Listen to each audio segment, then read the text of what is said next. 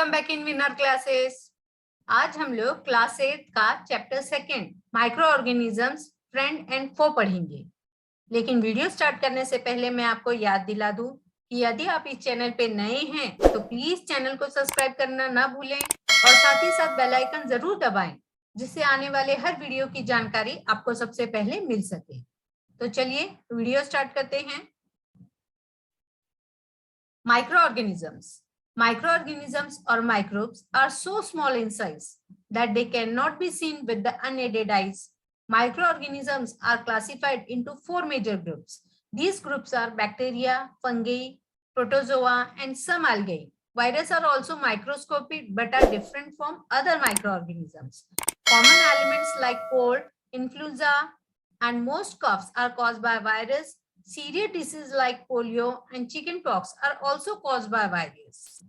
Diseases like dysentery and malaria are caused by protozoa, whereas typhoid and tuberculosis are bacterial disease. अब यहाँ पर हमें micro organisms के बारे में बताया गया है। माइक्रो का मतलब होता है बहुत ही छोटे। तो माइक्रो ऑर्गेनिजम्स इतने छोटे होते हैं जिन्हें हम अपने नेचुरल आई से नहीं देख सकते।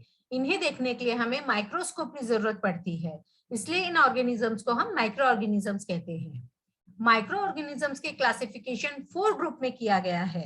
यहाँ पे आपको पिक्चर में भी नजर आ रहा होगा, 4 ग्रुप दिखाया गया है: bacteria, fungi, protozoa and algae. अब वायरस भी बहुत छोटे होते हैं, वो भी माइक्रोस्कोपिक होते हैं, उन्हें भी देखने के लिए माइक्रोस्कोप की ही जरूरत पड़ती है। लेकिन वायरस और माइक्रो ऑर्गेनिज्म ये दोनों एक दूसरे से डिफरेंट होते हैं। अब यहाँ पर कुछ बीमारियों के नाम बताए गए हैं, कुछ इलनेस बताई गई है कि वहाँ किन किन वायरस से या फिर माइक्रो ऑर्गेनिज्म से होते हैं। जैसे कोल्ड एंड इन्फ्लुएंजा जो बताया है वो ज्यादातर वायरस से होता है। पोलियो एंड चिकन पॉक्स भी वायरस से होता है। डिसेंट्री और मलेरिया जैसी बीमारी प्रोटोजोआ से होती है। एंड टाइफाइड और ट्यूबरकुलोसिस जैसी बीमारियां बैक्टीरियल डिसीज होती है, जो कि बैक्टीरिया से होती है। Where do microorganisms live? Microorganisms कहाँ पाए जाते हैं? माइक्रो ऑर्गेनिजम्स में भी single cell like bacteria, some algae and protozoa, or multicellular such as many algae and fungi. They live in all type of environment ranging from ice cold climate to hot spring and desert to marshy lands. They are also found inside the bodies of animals including humans. Some microorganisms grow on other organisms while others exist freely. अब यहाँ पे बताया गया है कि micro organism 2 types के होते हैं, सिंगल सेल और मल्टीसेलुलर। सिंगल सेल में बैक्टीरिया, प्रोटोजोआ और कुछ एल्गाई आते हैं और मल्टीसेलुलर में एल्गाई एंड फंगी आते हैं। अब यह माइक्रो ऑर्गेनिजम्स हर टाइप के इन्वायरमेंट में मिलते हैं, गर्म से गर्म जगह पे भी, ठंडी से ठंडी जगह पर भी और ऐसी जगहों पर भी जहां का टेम्परेचर नॉर्मल होता है। माइक्रो ऑर्गेनिजम्स एनिमल्स के और ह्यूमन बींग्स के बॉडी के अंदर भी पाए जाते हैं। कुछ माइक्रो ऑर्गेनिजम्स दूसरे ऑर्गेनिजम्स के ऊपर ग्रो होते हैं और कुछ फ्रीली एग्जिस्ट करते हैं। Microorganisms and us. Microorganisms play an important role in our lives. Some of them are beneficial in many ways, whereas some other are harmful and cause diseases. अब microorganisms बहुत छोटे होने के बावजूद भी हमारी लाइफ में बहुत इंपॉर्टेंट रोल प्ले करते हैं। कुछ माइक्रोऑर्गेनिजम्स हमारे लिए बेनिफिशियल होते हैं, बेनिफिशियल मतलब यूजफुल, और कुछ हमारे लिए हार्मफुल होते हैं जिससे कि हमें नुकसान पहुंचता है। Friendly microorganisms. Microorganisms are used in various purposes. They are used in the preparation of curd, bread, and cake. They are also used in the cleaning of the environment. Bacteria are also used in the preparation of medicines. In agriculture, they are used to increase soil fertility by fixing nitrogen. Organisms का use हम हमारे फायदे के लिए अलग अलग तरीके से करते हैं। माइक्रो ऑर्गेनिजम्स का यूज करके हम कर्ड, ब्रेड, केक बनाते हैं। कुछ माइक्रो ऑर्गेनिजम्स हमें इन्वायरमेंट क्लीन करने में भी हेल्प करते हैं। अब वह इन्वायरमेंट को क्लीन करने में किस तरह से हेल्प करते हैं ये हमने 6th और 7th क्लास में भी पढ़ा था। कुछ बैक्टीरियाज का यूज करके हम लोग मेडिसिन बनाते हैं और कुछ बैक्टीरिया सॉइल में नाइट्रोजन फिक्स करके सॉइल को फर्टाइल करने में भी हेल्प करते हैं। Making of curd and bread. Curd contains several microorganisms. Of these, the bacterium Lactobacillus promotes the formation of curd. It multiplies in milk and converts it into curd. Bacteria are also involved in the making of cheese, pickles, and many other food items. अब curd में एक special type का micro organism पाया जाता है जिसका नाम है लैक्टोबैसिलस. लैक्टोबैसिलस को हम जब मिल्क में डालते हैं तो वहां बहुत जल्दी मल्टीप्लाई हो जाता है और मल्टीप्लाई होने के बाद वहां मिल्क को कर्ड में कन्वर्ट कर देता है. बैक्टीरिया का यूज हम बहुत सारे फूड आइटम बनाने में भी करते हैं जैसे चीज, pickle etcetera. Yeast produce rapidly and produce carbon dioxide during respiration. Bubbles of the gas fill the duct and increases volume. This is the basis of the use of yeast in the baking industry for making breads, pastries and cakes. अब जो बड़ी बड़ी baking industry है वहां पर बहुत ज्यादा amount में ईस्ट का यूज किया जाता है क्योंकि ईस्ट जो है वह बहुत जल्दी रिप्रोड्यूस करता है. रैपिडली रिप्रोड्यूस करने का मतलब है बहुत जल्दी रिप्रोड्यूस करता है और मल्टीपल हो जाता है. और ड्यूरिंग रेस्पिरेशन के दौरान वह कार्बन डाइऑक्साइड गैस प्रोड्यूस करता है जिसकी वजह से गैस के बबल्स रहते हैं वह डक को फिल करते हैं और उसका वॉल्यूम डबल करते हैं. मतलब जो भी बैटर रहता है वह उसका जो वॉल्यूम रहता है वह डबल हो जाता है. इसका एग्जाम्पल हम लोग घरों में भी देख सकते हैं. जब हम इडली डोसे का बैटर रखते हैं तो सुबह तक जब हम देखते हैं तो उसका जो वॉल्यूम है, उसका जो बैटर है वह डबल हो जाता है. Commercial use of microorganisms. Microorganisms are used for the large-scale production of alcohol, wine, and acetic acid. Yeast is used for commercial production of alcohol and wine. This purpose, yeast is grown on natural sugars present in grains like barley, wheat, rice, crushed fruit juices, etc. This is the smell of alcohol as sugar has been converted into alcohol by yeast. This process of conversion of sugar into alcohol is known as fermentation. जब हम alcohol, wine and acetic acid का बहुत large amount में, large scale में production करते हैं तो उसके लिए हम लोग माइक्रो ऑर्गेनिजम्स का यूज करते हैं. और जब हम अल्कोहल एंड वाइन का कमर्शियल प्रोडक्शन करते हैं तो उसके लिए हम लोग ईस्ट का यूज करते हैं. इस पर्पस के लिए शुगर जो नेचर में नेचुरली प्रेजेंट होती है on the wheat, rice, fruit juices etcetera, उसके ऊपर हम लोग ईस्ट को ग्रोन करते हैं. जब हम शुगर को अल्कोहल में कन्वर्ट करते हैं with the help of east तो उसके अंदर अल्कोहल की स्मेल आ जाती है और शुगर को अल्कोहल में कन्वर्ट करने के प्रोसेस को हम फर्मेंटेशन कहते हैं. Medicinal use of microorganisms. Some antibiotic tablets, capsules or injections such as of penicillin. The source of these medicines is microorganisms. These medicines kill or stop the growth of disease causing microorganisms. Such medicines are called antibiotics. अब यहाँ पे कुछ medicine के नाम बताए गए हैं जिनको बनाने के लिए हम माइक्रो ऑर्गेनिजम्स का यूज करते हैं. ऐसे मेडिसिन हमारे बॉडी में डिसीज कॉजिंग माइक्रो ऑर्गेनिजम्स को किल करते हैं और उनकी ग्रोथ होने से रोकते हैं. ऐसे मेडिसिन को हम एंटीबायोटिक्स कहते हैं. Vaccine. When a disease carrying microbe enter our body, the body produces antibodies to fight the invader. If dead or weakened microbes are introduced into a healthy body, the body fights and kills the invading bacteria by producing suitable antibodies. The antibodies remain in the body and we are protected from the disease-causing microbes forever. This is how a vaccine works. अब हमें पता है कि हम छोटे बच्चों को अलग अलग टाइप की वैक्सीन देते हैं जिससे कि वह डिफरेंट टाइप के डिसीज से प्रोटेक्टेड रहते हैं. Nowadays we are taking the Covaxin against the Covid. लेकिन यह वैक्सीन हमारे बॉडी में वर्क किस तरह से करती है? जब हमारी बॉडी में डिसीज कैरिंग माइक्रोब्स इंटर करते हैं तो हमारी बॉडी उन्हें आइडेंटिफाई करती है और against the disease causing microbes they are producing suitable antibodies. वह एंटीबॉडीज डिसीज कॉजिंग माइक्रोब से फाइट करती है, उन्हें किल करती है और उनका ग्रोथ होने से रोकती है. ऐसा करने के बाद भी यह एंटीबॉडीज हमारी बॉडी के अंदर प्रेजेंट रहती है और जब सेम टाइप के माइक्रो ऑर्गेनिजम्स हमारी बॉडी के अंदर एंटर करते हैं तो अगेन वह हमारी बॉडी को उन माइक्रो ऑर्गेनिज्म से प्रोटेक्ट करती है. इस तरह से हम डिसीज कॉजिंग माइक्रोब से हमेशा के लिए प्रोटेक्टेड हो जाते हैं. इस तरह से वैक्सीन जो है वह हमारी बॉडी में वर्क करती है. Increasing soil fertility. Some bacteria are able to fix nitrogen from the atmosphere to enrich soil with nitrogen and increase its fertility. These microbes are commonly called biological nitrogen fixers.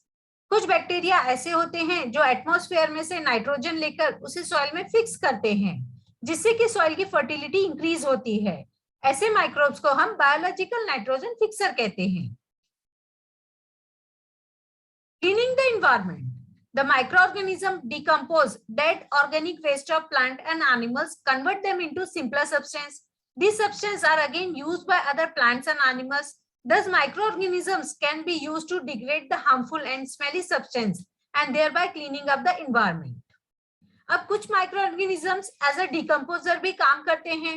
वह dead plant और animals के जो complex substance है उसको simpler substance में convert करते हैं और उसको सॉइल में मिक्स होने में हेल्प करते हैं।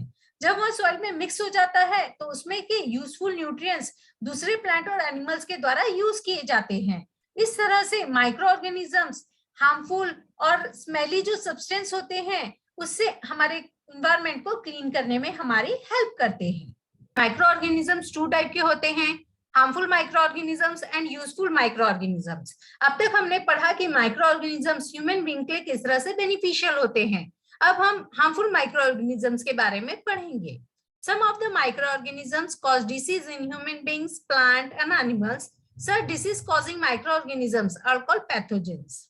अब कुछ माइक्रोऑर्गेनिजम्स ऐसे होते हैं जो ह्यूमन बीइंग में, प्लांट्स में और एनिमल्स में बीमारियां फैलाते हैं। ऐसे डिसीज कॉजिंग माइक्रोऑर्गेनिजम्स को हम पैथोजेंस कहते हैं।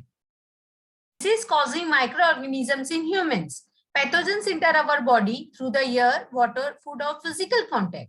Microbial disease that can spread from an infected person to a healthy person through air, water, food or physical contact are called communicable diseases.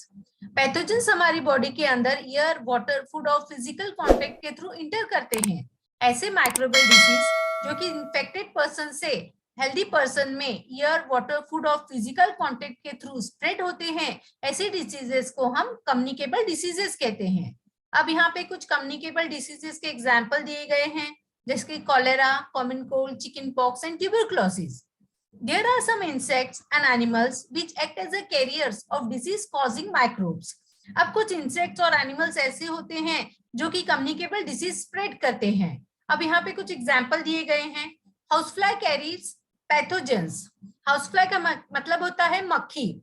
मक्खी जब किसी गंदी जगह पे जाके बैठती है तो उसकी जो लेग्स होते हैं उसके ऊपर पैथोजेंस स्टिक हो जाते हैं, और वही जब किसी अनकवर्ड फूड पे जाके बैठती है तो वहां पे वो पैथोजेंस लीव कर देती है, और वही अनकवर्ड फूड जब हम खाते हैं तो पैथोजेंस हमारी बॉडी के अंदर इंटर हो जाते हैं। Female anopheles mosquito carries the parasite of malaria. Female aedes mosquito act as a carrier of dengue virus. अब फीमेल एनोफिलिस मॉस्किटो मलेरिया फैलाती है और female aedes mosquito dengue virus फैलाती है। अब यहाँ पे कुछ ह्यूमन की डिसीज के बारे में दिए गए हैं और माइक्रो ऑर्गेनिजम्स दिए गए हैं कि किसके थ्रू यहाँ डिसीज स्प्रेड होते हैं। जैसे ट्यूबरक्लोसिस बैक्टीरियल डिसीज है, मेसिल्स वायरस डिसीज है, चिकन पॉक्स वायरस से होता है, पोलियो वायरस से होता है, कॉलेरा टाइफाइड बैक्टीरिया से होता है, हेपेटाइटिस ए वायरस से होता है और मलेरिया प्रोटोजोआ से स्प्रेड होता है। Disease causing microorganisms in animals.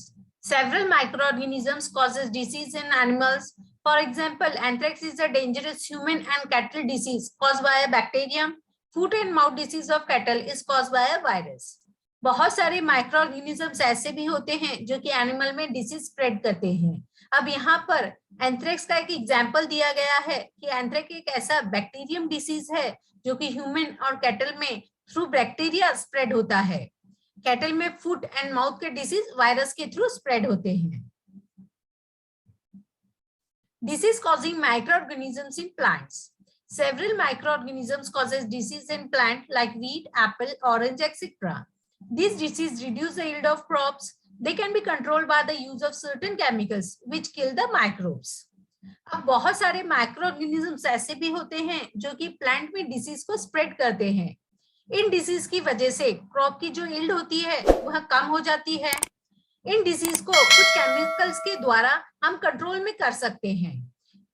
Microbes को केमिकल के थ्रू किस तरह से हम कंट्रोल में करते हैं यह हमने फर्स्ट चैप्टर में पढ़ा था। अब यहाँ पे प्लांट के कुछ डिसीज दिए गए हैं, वह किन माइक्रोऑर्गेनिज्म से स्प्रेड होते हैं और मोड ऑफ ट्रांसमिशन क्या होता है यह इस चार्ट में दिया गया है। जैसे कि सिट्रस कैंकर, बैक्टीरियल डिसीज है, मोड ऑफ ट्रांसपोर्ट एयर है, यहाँ एयर से स्प्रेड होता है। Rust of wheat fungal disease है, यहाँ एयर और सीड से स्प्रेड होता है। येलो वेन मोसिक ऑफ भिंडी, ओकरा, भिंडी को हम साइंटिफिक लैंग्वेज में ओकरा भी कहते हैं, यह एक वायरल डिसीज है जो कि इंसेक्ट के थ्रू स्प्रेड होता है। Food poisoning, microorganisms that grow on our food sometimes produce toxic substance. These make the food poisonous, causing serious illness and even death. So it is very important that we preserve the food to prevent it from being spoiled. Microorganisms कभी-कभी हमारे food के ऊपर भी grow होते हैं। वह जब food के ऊपर ग्रो होते हैं तो वह कुछ टॉक्सिक सब्सटेंस वहां पे प्रोड्यूस करते हैं। उन टॉक्सिक सब्सटेंस को खाने से हमें सीरियस इलनेस भी हो सकती है, हमारी डेथ भी हो सकती है। इसलिए यह बहुत इंपॉर्टेंट होता है कि फूड को हम इस तरह से प्रिजर्व करें कि वह स्पॉइल्ड ना हो। फूड प्रिजर्वेशन, अब फूड स्पॉइल्ड ना हो इसके लिए हमें कुछ फूड प्रिजर्वेशन के मेथड बताए गए हैं। There are some common method of preserving food in our home. We have to save it from the attack of microorganism and use for a long period of time. हम food preservation इसीलिए करते हैं ताकि उस पे microorganisms का attack न हो और हम उसे बहुत लंबे समय तक यूज कर सके। Chemical method, salts and edible oil are common chemicals generally used to check the growth of microorganisms. Therefore, they are called preservatives. We add salt or acid preservatives to pickles to prevent the attack of microbes. Sodium benzoate and sodium metabisulfite are common preservatives. These are also used in the jams and squashes to check their spoilage. अब जब हम घर में अचार बनाते हैं, अचार को हम इंग्लिश में पिकल कहते हैं। घरों में हमारी दादी मम्मी जब अचार बनाते हैं तो हम देखते हैं कि उनके अंदर वह सॉल्ट और एडिबल ऑयल का यूज करते हैं। सॉल्ट और एडिबल ऑयल के यूज से पिकल बहुत लंबे समय तक माइक्रोब से प्रिवेंटेड रहते हैं। प्रिवेंटेड मतलब माइक्रोब्स उसके ऊपर बहुत लंबे समय तक अटैक नहीं कर पाते हैं और हम उसे थ्रू आउट द ईयर मतलब साल भर इजीली यूज करते हैं। इसलिए सॉल्ट और एडिबल ऑयल को हम प्रिजर्वेटिव्स कहते हैं। अब यहाँ पे sodium benzoate and sodium metabisulphide का नाम दिया गया है जो कि कॉमन प्रिजर्वेटिव्स है। इन प्रिजर्वेटिव्स का यूज हम जैम्स और स्क्वैशेस में करते हैं जिससे कि जैम और स्क्वैशेस भी बहुत लंबे समय तक प्रिजर्व रहते हैं और उनमें कोई स्पॉइलेज नहीं होती। Preservation by common salt. Common salt has been used to preserve meat and fish for ages. Meat and fish are covered with dry salt to check the growth of bacteria. Salting is also used to preserve amla, raw mangoes, tamarind, etc. अब जो common salt है वह भी एक preservative का काम करता है। हम मीट और फिश को प्रिजर्व करने के लिए कॉमन सॉल्ट का ही यूज करते हैं। हम मीट और फिश को ड्राई सॉल्ट से कवर कर देते हैं जिससे कि उस पर बैक्टीरियल ग्रोथ नहीं हो पाती। सॉल्ट का यूज हम amla, raw mangoes, tamarind etcetera को प्रिजर्व करने के लिए भी करते हैं। Preservation by sugar, jams, jellies and squashes are preserved by sugar. Sugar reduces the moisture content which inhibits the growth of bacteria which spoil the food. अब जो common sugar होता है जो हम घरों में यूज करते हैं वह भी एक प्रिजर्वेटिव का काम करता है। शुगर को हम जैम्स, जेलीज, स्क्वैशेस में एज अ प्रिजर्वेटिव यूज करते हैं जो कि उसमें से मॉइस्चर कंटेंट कम करता है। मॉइस्चर की कंटेंट कम होने की वजह से उसमें बैक्टीरियल ग्रोथ नहीं हो पाता और वो बहुत समय तक प्रिजर्व रहता है। Preservation by oil and vinegar. Use of oil and vinegar prevents spoilage of pickles because bacteria cannot live in such an environment. Vegetables, fruits and meats are often preserved by this method. अब oil and vinegar का use भी हम as a preservative करते हैं। इनका use करके हम pickles, vegetables, fruits और मीट को एक लंबे समय तक प्रिजर्व करके रख सकते हैं। Heat and cold treatments.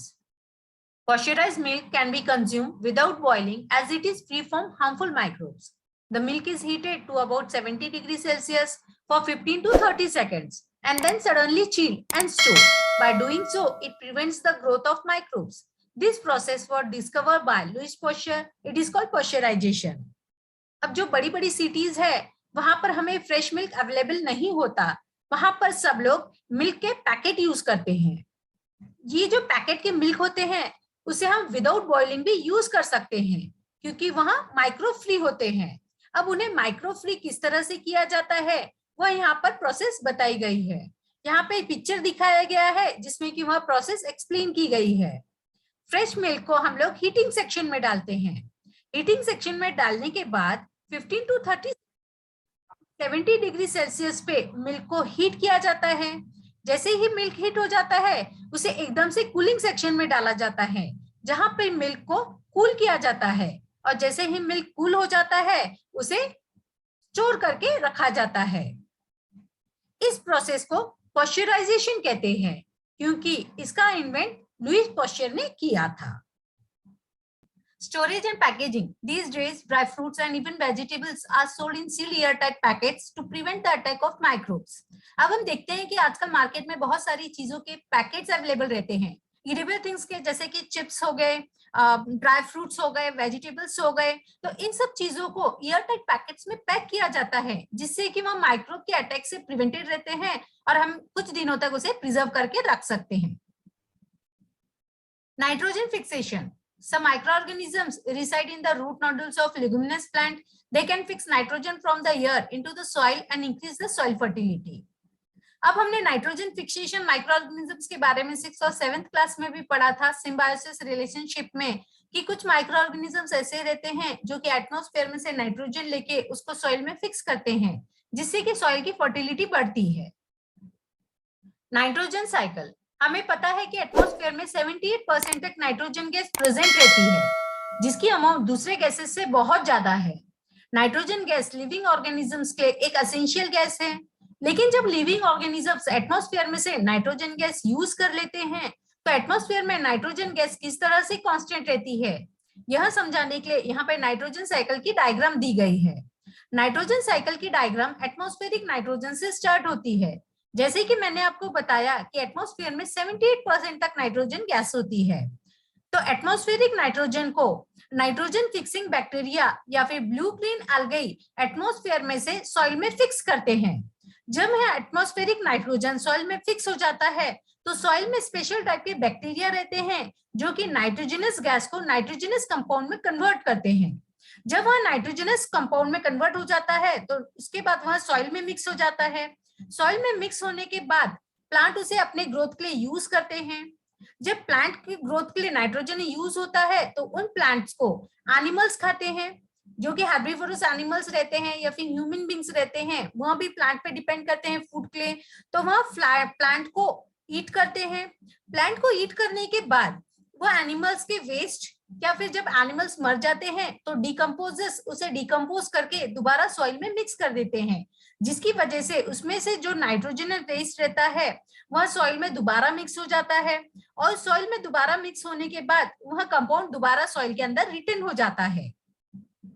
अब यहाँ पे एक साइकिल एक्सप्लेन की गई है पूरी कंप्लीट। अब यहाँ पे दूसरी साइकिल भी दिखाई गई है कि atmospheric nitrogen lighting fixing nitrogen है। लाइटिंग फिक्सिंग नाइट्रोजन की जब बादल गरजते हैं, लाइटनिंग होती है, तो वहां से नाइट्रोजन गैस जो है वह सॉइल में फिक्स होती है। सॉइल में फिक्स होने के बाद जैसे कि मैंने आपको बताया कि प्लांट उसे यूज करते हैं, उसके बाद एनिमल्स यूज करते हैं, उसके बाद एनिमल जब डिके हो जाते डेड हो जाते हैं और जब एक्सक्रीट करते हैं तो वह दोबारा सॉइल में मिक्स हो जाता है। लेकिन पूरा नाइट्रोजनस कंपाउंड प्लांट के द्वारा यूज नहीं किया जाता है। उसमें से कुछ कंपाउंड को जो सॉइल में बैक्टीरिया रहते हैं वह नाइट्रोजन कंपाउंड को अगेन नाइट्रोजनस गैस में कन्वर्ट करते हैं और दोबारा से उसको एटमॉस्फेयर में फिक्स करते हैं। तो इस तरह से यह नाइट्रोजन साइकिल वर्क करती है। Keywords: algae, antibiotics, antibodies, bacteria, carriers, communicable disease, fermentation, fungi, lactobacillus, microorganisms, nitrogen cycle, nitrogen fixation, pasteurisation, pathogen, preservation, protozoa, rhizobium, vaccine, virus, yeast. Summary: microorganisms are too small and are not visible to the unaided eyes. They can live in all kind of environment. ranging from ice cold climate to hot springs and desert to marshy land. Microorganisms are found in air, water, and in the bodies of plants and animals. They may be unicellular or multicellular. Microorganisms include bacteria, fungi, protozoa, and some algae. Viruses, though different from the above-mentioned living organisms, are considered microbes. Viruses are quite different from the other microorganisms. They reproduce only inside the host organisms, bacterium, plant or animal cell. Some microorganisms are useful for commercial production of medicines and alcohol. Some microorganisms decompose the organic waste and dead plants and animals into simpler substance and clean up the environment. Protozoa cause serious diseases like dysentery and malaria. Some of the microorganisms grow on food and cause food poisoning. Some microorganisms reside in the root nodules of leguminous plant. They can fix nitrogen from air into the soil and increase the soil fertility. Some bacteria present in the soil fix nitrogen from the atmosphere and convert into nitrogenous compound. Certain bacteria convert compound of nitrogen present in the soil into nitrogen gas, which is released to the atmosphere. यहाँ पे video खत्म हुआ। अगर आपको मेरा video पसंद आया हो तो इसे लाइक, शेयर, सब्सक्राइब करना न भूलें और साथ ही साथ कमेंट बॉक्स में जरूर लिखें कि आपको यहाँ वीडियो कैसा लगा और बेल आइकन जरूर दबाएं जिससे आने वाले हर वीडियो की जानकारी आपको सबसे पहले मिल सके। Thank you from winner classes.